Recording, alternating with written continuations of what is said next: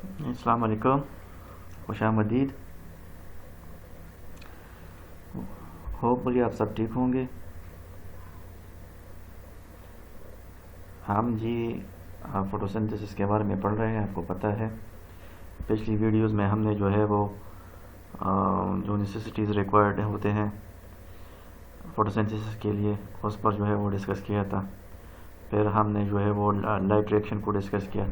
इस video lecture में हम डार्क रिएक्शन, जिसको कैल्विन साइकिल भी कहते हैं, उसके मुताबिक जो है वो हम पढ़ेंगे और समझने की कोशिश करेंगे।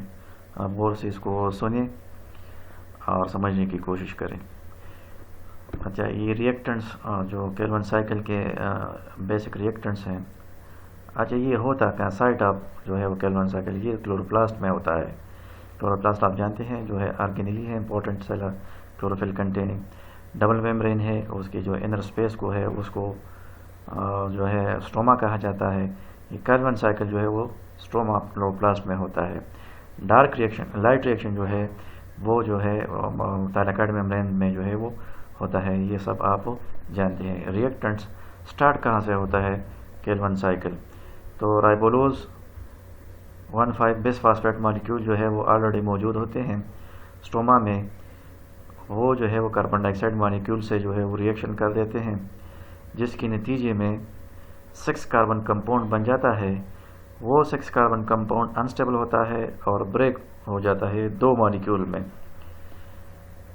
6 कार्बन मॉलिक्यूल ब्रेक कर जाता है 2 मॉलिक्यूल में, और दोनों में जो है 3 कार्बन होते हैं।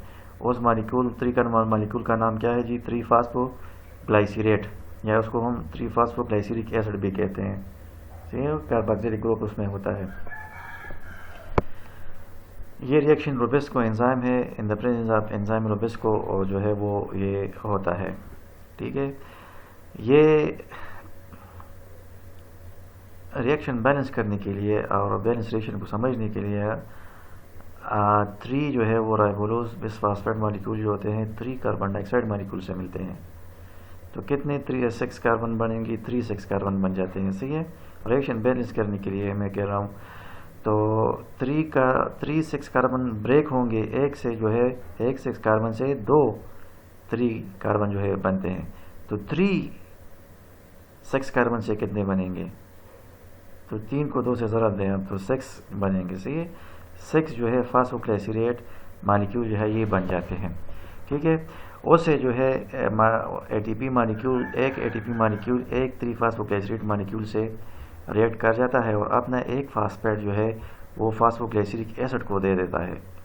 सही है, तो एटीपी से जो है वो एक फास्फेट निकल जाता है।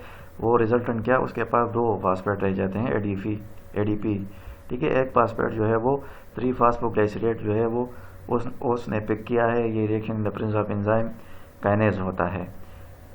जब ये फास्फोग्लाइसरेट फास्फेट पिक करता है तो ये 3-फॉस्फोग्लाइसरेट नहीं रहता, बल्कि ये 1,3-बाईफॉस्फोग्लाइसरेट बन जाता है।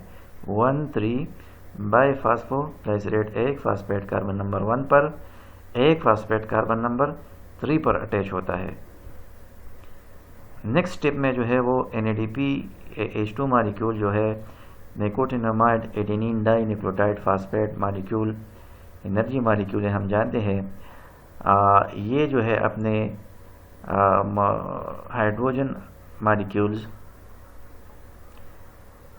राइबोलो 1,3-बाईफॉस्फेट मॉलिक्यूल को दे देता है। सही है, और उससे जो है वो एक फास्फेट मॉलिक्यूल जो है वो निकल जाता है। सही है, ये हाइड्रोलाइसिस रिएक्शन है। इससे 2 हाइड्रोजन निकलते हैं, एक जो है फास्फेट मॉलिक्यूल से जो है वो कंबाइन हो जाते हैं, वो H3PO4 मॉलिक्यूल बना देते हैं। एक जो है वो फास्फेट में रह जाता है।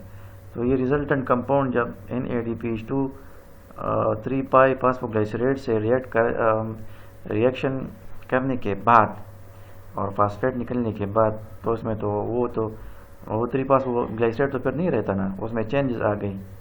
तो वो ग्लाइसरेट से जो है वो अल्डिहाइड बन जाता है। कार्बोक्सिलिक ग्रुप से वो क्या होता है, अल्डिहाइड ग्रुप बन जाता है। जब इसे फास्फेट निकल जाए तो ये क्या बन जाता है, ये कंपाउंड 1,3 बाईफास्फोग्लाइसराइड से ये 6 ग्लाइसिरल्डिहाइड बन जाता है। सही ना, वो बोले आप इसको समझ रहे हैं। और एक फास्फेट मॉलिक्यूल जो है वो रिमूव हो जाता है। ठीक है, तो आप इस रिएक्शन को जो है आप फिर से जो है ज़रा रिकॉल करें। ये देखिए 3 राइबोलोज 1 बिसफास्फेट मॉलिक्यूल 3 कार्बन डाइऑक्साइड से मिले, 6 जो है वो 3 फास्फोग्लाइसरेट बने। 6 मॉलिक्यूल फास्फोग्लाइसरेट कितने मॉलिक्यूल? 6 मॉलिक्यूल। 3 फास्फोग्लाइसरेट मॉलिक्यूल से 6 एडीपी मिल जाते हैं, तो 6,3,1,3 बाईफास्फोग्लाइसरेट मॉलिक्यूल बन जाते हैं। उससे फिर जो है 6 जो है NADPH2 मॉलिक्यूल रिएक्ट करते हैं और इसे जो है वो फास्फेट मॉलिक्यूल रिमूव कर जाता है और गए हाइड्रोजन फास्फोग्लाइसरेट से जो है वो रिएक्ट कर जाता है, जो कि वो फास्फोग्लाइसरेट को एल्डिहाइड फॉर्म में जो है वो कन्वर्ट कर देता है। ठीक है, चूँकि ये 6 है तो यह भी जो है 6 ग्लाइसरल्डिहाइड मॉलिक्यूल जो है वो बनेंगे। ओवरऑल रिएक्शन यहाँ तक है। सही है ना, ये इस तरह राइबोलोज 1 बाईफास्फेट कार्बन डाइऑक्साइड से मिलते हैं, फास्फोग्लाइसरेट बनाते हैं, फिर बाईफास्फोग्लाइसरेट फिर जो है ग्लाइसरल्डिहाइड फास्फेट बनता है और ये कंटिन्यू होता है। n नंबर जो है ग्लाइसरल्डिहाइड जो है वो बन जाते हैं। यहाँ हमने जो है वो 6 यहाँ लिखा हुआ है ना, वो समझने के लिए, बैलेंस करने के लिए लिखा हुआ है। असल जो है वो रिएक्शन यहाँ तक है। ग्लाइसरल्डिहाइड ये 6 बनी जी।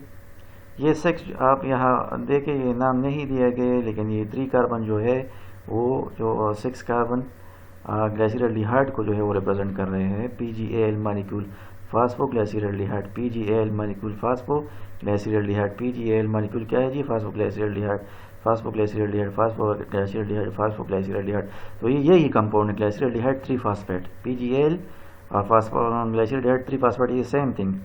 ठीक है, उसका एब्रीविएशन दिया गया हुआ है। ये कितने बने? ये रिएक्शन बताता है ना, 6 बने। 6, तो वो 6 जो है वो यहाँ जो है वो दिए गए हैं, 6 के 6। ठीक है, और सारे जो है वो 3 कार्बन है, 3 कार्बन है, 3 कार्बन, 3 कार्बन, 3 कार्बन, वो अंडरस्टूड है। ठीक है, अच्छा, अगर सिस्टम को फिर क्या होता है, इन 6 में जो है 2 मॉलिक्यूल 6 मॉलिक्यूल बने ना 3 कार्बन PgAl के, 2 मॉलिक्यूल जो है वो कन्वर्ट हो जाते हैं डाई हाइड्रोक्सी एसीटोन फास्फेट को। Di hydroxy acetone phosphate PgAl 2 molecule di hydroxy acetone molecule बनाते देते हैं, और ये रिजल्टेंट जो 4 है ये अपनी पोजीशन जो है एस PgAl मॉलिक्यूल रहते हैं, कन्वर्ट नहीं होते। और जो ये 2 कन्वर्ट हुए हैं डाई हाइड्रोक्सी एसीटोन फास्फेट को, तो इन द प्रेजेंस ऑफ एंजाइम होते हैं, जिसको हम आइसोमरेज कहते हैं। फास्फोग्लाइसरल्डिहाइड और डाई हाइड्रोक्सी एसीटोन फास्फेट एक दूसरे के आइसोमर्स है। ठीक है, नेक्स्ट जो है आप जो है रिएक्शंस को तवज्जो से सुने, इसको समझने की कोशिश करें, वीडियो को पास करके जो है आप आगे जाए। नेक्स्ट क्या होता है जी, अगर सिस्टम को ज़रूरत है ग्लूकोज की, तो यहाँ ग्लूकोज बनेगा। कैसे बनेगा? ये PgAl मॉलिक्यूल कन्वर्ट हुआ डाई हाइड्रोक्सी एसीटोन फास्फेट को। ठीक है, तो इससे जो है एक PgAl मॉलिक्यूल आ जाता है और वो रिएक्ट कर जाता है। ये di hydroxy acetone phosphate 3 carbon, PgAl molecule जो है वो 3 कार्बन। ठीक है, 3 + 3 जो 6 कार्बन मॉलिक्यूल बन जाता है। उस मॉलिक्यूल को हम क्या कहते हैं? फ्रक्टोज 1,6 बाईफास्फेट कहते हैं। Fructose 1,6 biphosphate molecule. ठीक है, फ्रक्टोज 1,6 बाईफास्फेट मॉलिक्यूल। इसको ज़रा नोट्स शक्ल में जो है इसको मुलाजा करें। आपने जो है पढ़ा फ्रक्टोज 1,6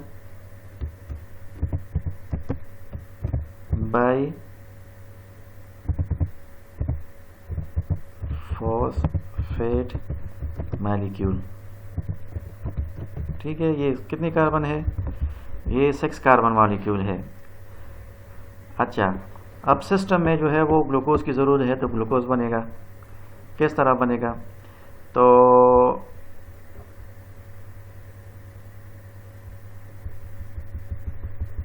ये ग्लूकोज 1,6 बाईफॉस्फेट जो है, इसके साथ जो है वो क्या मिल जाता है? इससे जो है वो एक एडीपी मॉलिक्यूल रिएक्ट कर जाता है, एक एडीपी मॉलिक्यूल, और वो इसे जो है वो क्या कहता है, ये फास्फेट मॉलिक्यूल रिमूव कर देता है। तो एडीपी फास्फेट मॉलिक्यूल से पिक करके क्या बनाता है, एटीपी मॉलिक्यूल बन जाता है, ठीक है। और प्लस रिजल्टेंट जो कंपाउंड रह जाता है उसको हम क्या कहते हैं, फ्रक्टोज 1,6 बाई फ्रक्टोज 6 फास्फेट रह जाता है, फ्रक्टोज 6 फॉस्फेट, ठीक है। वो क्या है, 6 कार्बन मॉलिक्यूल है, आप जानते हैं, हम सब जानते हैं। अच्छा, हम बात कर रहे हैं सिस्टम को ज़रूरत है ग्लूकोज की, तो क्या ग्लूकोज, तो आइसोमेरेज एंजाइम आ जाता है, आइसोमेरेज एंजाइम फर्दर जो है फ्रक्टोज 6 फास्फेट को कन्वर्ट कर देता है ग्लूकोज 6 फास्फेट में, ग्लूकोज 6 फॉस्फेट में, फॉस्फेट, ठीक है। ये ग्लूकोज 6 फास्फेट बना और ये रिक्वायर्ड भी है, ठीक है। अगर फर्दर ज़रूरत से ज़्यादा बने तो ग्लूकोज 6 फास्फेट स्टार्च को भी कन्वर्ट हो सकता है। ग्लूकोज की ज़रूरत है तो ये फास्फेट इससे एक और एडीपी मॉलिक्यूल यहाँ आ जाता है, ऐड हो जाता है, और वो इससे ये जो है ये फास्फेट भी निकाल देता है, एडीपी कन्वर्ट हो जाता है क्या में, किस चीज़ में, एटीपी में, प्लस रिजल्ट जो है प्योर फॉर्म में हमारे पास जो है वो ग्लूकोज मॉलिक्यूल वो रह जाता है, ठीक है। ये हम बात कर रहे हैं अगर ग्लूकोज की ज़रूरत हो सिस्टम को ग्लूकोज की ज़रूरत है तो इस तरह फ्रक्टोज 1,6 बाई फास्फेट मॉलिक्यूल से फ्रक्टोज 6 फास्फेट बनेगा, फिर आइसोमेरेज एंजाइम आएगा और वो फ्रक्टोज को जो है वो ग्लूकोज 6 फास्फेट में कन्वर्ट करेगा। एक एडीपी मॉलिक्यूल जो है ये फास्फेट भी ले लेता है, इससे निकाल लेता है, एटीपी में कन्वर्ट हो जाता है और ग्लूकोज जो है वो रह जाता है, ठीक है। होपफुली आप जो है इसको समझ गए होंगे। अगर ये आप यहाँ मुलाहिजा करें, सही, फ्रक्टोज 1,6 बाई फास्फेट, अगर सिस्टम को ज़रूरत नहीं है ग्लूकोज की, और तो वो क्या करेगा, वो राइबोलोज बाईफास्फेट बनाएगा। ये राइबोलोज बाईफास्फेट जो कार्बन डाइऑक्साइड से रिएक्ट करके कहाँ से आता है, यही इसी रिएक्शन में बनता है। किस तरह, तो आप मुलाहिजा करें, फ्रक्टोज 1,6 बाईफास्फेट बना, ठीक है। हमने कहा कि एक एटीपी मॉलिक्यूल जो है वो से फास्फेट निकाल के एटीपी बनाता है, फ्रक्टोज 6 फास्फेट रह जाता है रिजल्टेंट, सही। तो ये फ्रक्टोज 6 फास्फेट क्या करता है, एक पीजीएल मॉलिक्यूल से जो है वो रिएक्ट कर देता है, पीजीएल मॉलिक्यूल से। तो पीजीएल मॉलिक्यूल क्या है, वो 3 कार्बन है। आप एरो को मुलाहिजा करें प्लीज़, ठीक है, आप एरो को आप देखें, मुलाहिजा करें। मैंने कहा था ना 2 मॉलिक्यूल जो है कन्वर्ट होते हैं डाइहाइड्रोक्सीटोन फास्फेट को। तो ये एरो यहाँ, ये अब मुलाहिजा करें, ये एक फ्रक्टोज 6 फास्फेट जो है यहाँ आ जाता है। तो फ्रक्टोज 6 फास्फेट से एक पीजीएल मॉलिक्यूल फर्दर मिल गया, ये 3 कार्बन, ये 6 कार्बन, तो कितने बनेंगे, 3 जमा 6 9 बनेंगे। ये 9 कार्बन कंपाउंड बना जो अगेन अनस्टेबल है, ब्रेक करेगा, ये ब्रेक कर जाता है, 2 मॉलिक्यूल बनाता है, एक 4 कार्बन और एक 5 कार्बन। ये 4 कार्बन को एरिथ्रोज फास्फेट कहते हैं, 5 कार्बन को जाइलोज फास्फेट कहते हैं। एक एरिथ्रोज फास्फेट 4 कार्बन, एक 5 carbon xylose phosphate 5 carbon sugar है, सही है। फर्दर क्या हो जाता है, ये आप गिन ले, ये 1 2 3 पीजीएल मॉलिक्यूल इस्तेमाल हुए और एक पीजीएल मॉलिक्यूल नेक्स्ट जो है इस्तेमाल अब होगा। ये पीजीएल मॉलिक्यूल जो है एरिथ्रोज फास्फेट है ना, तो इससे जो है ये पीजीएल मॉलिक्यूल रिएक्ट कर जाता है, सही है। तो एरिथ्रोज 4 फास्फेट जो है सीडोहेप्टोलोज बाईफास्फेट बनाता है। ये आप यहाँ थोड़ा सा वो उसको समझने की कोशिश करें। पीजीएल मॉलिक्यूल जो है ये डायरेक्ट जो है एरिथ्रोज 4 फास्फेट से नहीं मिलता, बल्कि ये डाइहाइड्रोक्सीटोन फास्फेट बनाता है। डाईहाइड्रिक एसीटोन फास्फेट बना के जो है फिर एरिथ्रोस्पोर फास्फेट से मिल जाता है, रेड कर जाते हैं प्रेजेंस ऑफ एंजाइम अल्डोलेज। ठीक है, तो ये क्या हो जाता है, एसिडोहेप्टेलोज 1,7 बाईफास्फेट बनाता है। सही है। नेक्स्ट क्या होता है, एसिडोहेप्टेलोज जो है 1,7 बाईफास्फेट, ये 7 कार्बन कंपाउंड है, तो एक एडीपी मॉलिक्यूल जो है वो इससे फास्फेट निकाल लेता है। तो कितने कार्बन रह जाए, एसिडोहेप्टेलोज 7 फास्फेट, एक फास्फेट ये जो है फास्फेट फॉर्म जो है वो रिमूव हुआ है। सही है, तो एसिडोहेप्टेलोज 1,7 बाईफास्फेट से एसिडोहेप्टेलोज 7 फास्फेट बन गया है, 7 कार्बन और एक फास्फेट है इसके साथ, 7 कार्बन नंबर 7 से अटैच है। नेक्स्ट क्या हो जाता है, इस एसिडोहेप्टेलोज 7 फास्फेट से जो है पीजीएल मॉलिक्यूल नेक्स्ट जो है दूसरा मिल जाता है, आखिरी वाला। ठीक है, ये 3 कार्बन नेक्स्ट 7 कार्बन से मिल गया, तो क्या हुआ 3 जमा 3 + 7 जो है वो 10 कार्बन मॉलिक्यूल बनाता है। वो 10 कार्बन मॉलिक्यूल क्या होता है भाई, वो भी जो है वो अनस्टेबल होता है और ब्रेक कर जाता है 2 मॉलिक्यूल में, तो 2 जो है उससे 5 कार्बन मॉलिक्यूल बन जाते हैं। एक को हम राइबोस 5 फास्फेट कहते हैं और दूसरी को भी राइबोस 5 फास्फेट कहते हैं। ये भी 5 कार्बन, ये भी 5 कार्बन। ठीक है, और कहाँ से बना था, 10 कार्बन जो है वो अनस्टेबल कंपाउंड से बना था। वो 10 कार्बन कंपाउंड कहाँ से आया था, वो एसिडोहेप्टेलोज 7 फास्फेट प्लस जो है वो पीजीएल मॉलिक्यूल मिले थे। पीजीएल मॉलिक्यूल 3 कार्बन है और 7 हेप्टेलोज 7 फास्फेट, एसिडोहेप्टेलोज 7 फास्फेट जो है वो 7 कार्बन है, तो 7 जमा 3 जो है वो क्या बने, 10 कार्बन ब्रेक कर गया, 5 कार्बन 2 मॉलिक्यूल बने। होपफुली आप इसको यहाँ तक समझ गए होंगे। क्या होता है जी, ये तो एरिथ्रोज इस्तेमाल हुआ, उससे राइबोस 5 फास्फेट बने, यहाँ जाइलोज बना हुआ है। तो जाइलोज के साथ क्या हो जाता है, वो आइसोमेरेज एंजाइम इसको जो है कन्वर्ट करता है, जाइलोज से राइबोस उसको बनाता है। राइबोस आप जानते हैं 5 कार्बन शुगर है।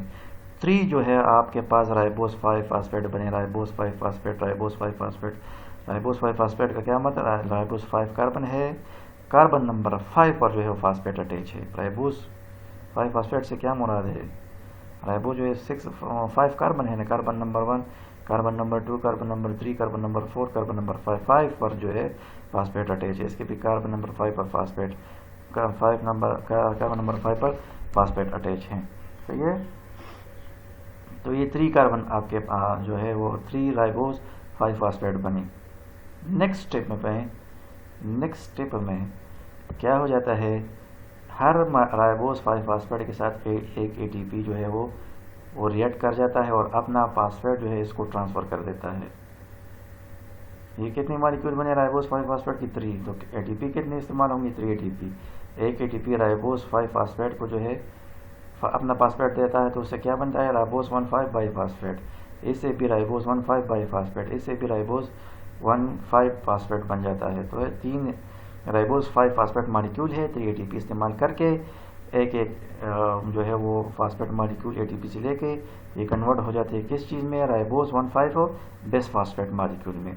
ये राइबोस 1,5 बेस फास्फेट मॉलिक्यूल कितने बने, यहाँ नहीं दिया गया हुआ, लेकिन ये यहाँ 3 बने। ठीक है, एक ये भी कन्वर्ट हुआ, ये तो यहाँ 3 आप जो है वो लगा सकते हैं, 3 राइबोस 1,5 और बेस फास्फेट। क्या होता है नेक्स्ट, 3 राइबोस 1,5 बेस फास्फेट बने, उससे जो है वो आइसोमेरेज एंजाइम जो है वो उस पर एक्शन करता है अपना, और राइबोस को जो है राइबोलोज में कन्वर्ट कर देता है। राइबोस को राइबोलोज में कन्वर्ट करता है। राइबोस और राइबोलोज असल में एक दूसरे के क्या है, ये आइसोमर है।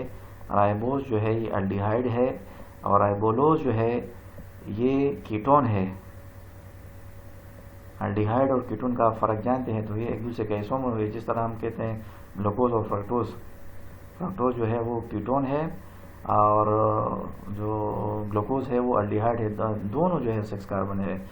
यहाँ भी वही सिचुएशन है, राइबोस 1,5 बिस फास्फेट जो है 5 कार्बन है, राइबोलोज बिस फास्फेट भी 5 कार्बन है, लेकिन एक में अल्डिहाइड फंक्शनल ग्रुप है और दूसरे में राइबोलोज में जो है वो कीटोन फंक्शनल ग्रुप है।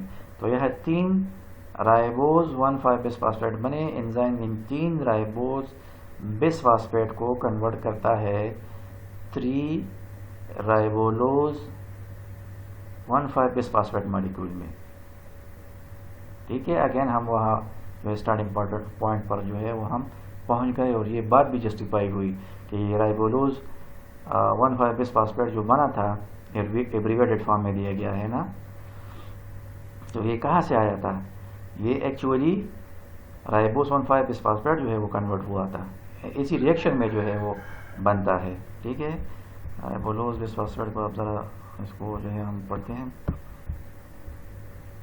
देखिए ना, राइबोस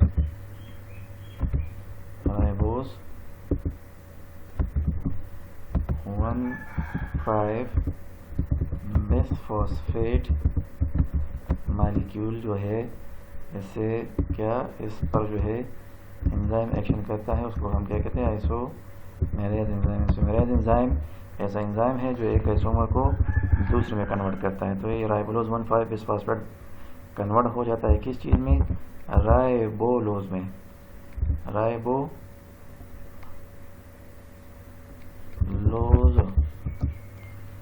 1-5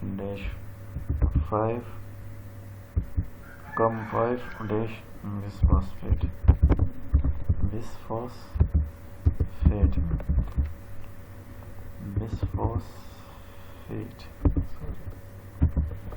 ठीक है, इसको आप देख लें। राइबोलोज 1,5 बिस्फॉस्फेट जो है कन्वर्ट एंजाइम उसको कन्वर्ट करता है राइबोलोज में, राइबोज को राइबोलोज। तो एक राइबोलोज बनाएगा, और जब 3 हो राइबोज तो कितने बनेंगे राइबोलोज? 3 राइबोलोज 1,5 बिस्फॉस्फेट बनेंगे। और ये क्या है? Ready to pick another carbon dioxide molecule. तो ये राइबोलोज जो स्टार्टिंग मटेरियल है ये इस डार्क रिएक्शन में बनता है। ठीक है ना, ये हमने इस चीज़ को यहाँ एक्सप्लेन किया। राइबोज 1,5 बिस्फॉस्फेट में 3 मॉलिक्यूल होते हैं, और 3 के 3 जो है आइसोमेरेज एंजाइम इसको 3 राइबोलोज 1,5 बिस्फॉस्फेट में कन्वर्ट करते हैं, और हर जो है फिर 3 कार्बन डाइऑक्साइड मॉलिक्यूल जो है उसे मिल जाता है, और ये रिएक्शन फिर जो है इसी तरतीब से जो है वो प्रोसीड करता है। ठीक है, आप यहाँ मुलाहिजा करें PGL मॉलिक्यूल, ये एक रिएक्शन अनरिएक्टेड रह गया। तो PGL जो है वो बहुत इंपॉर्टेंट मॉलिक्यूल है ना, वैसे और भी जो है ऑर्गेनिक कंपाउंड इससे बनते हैं। ऑर्गेनिक कंपाउंड बहुत सारे हैं, वाइटामिन्स है, लिपिड्स है, सही है। तो बेशतर जो ऑर्गेनिक कंपाउंड्स है तो उसका जो कार्बन बैकबोन कहाँ से निकलता है? वो डायरेक्ट रिएक्शन से निकलता है, और ये PGL मॉलिक्यूल जो है मोस्ट ऑर्गेनिक कंपाउंड का स्टार्टिंग प्रिकर्सर है, इससे बनते हैं सारे के सारे। तो ये दूसरी जगह पर जो है इसकी ज़रूरत होती है, तो वहाँ जो है वो ये इस्तेमाल होता है, और सही है। तो that is the end of this video lecture. Hopefully आप जो है इसको समझ गए होंगे, और अगर कोई मसला होता है आप मुझसे पूछ सकते हैं। Thank you very much.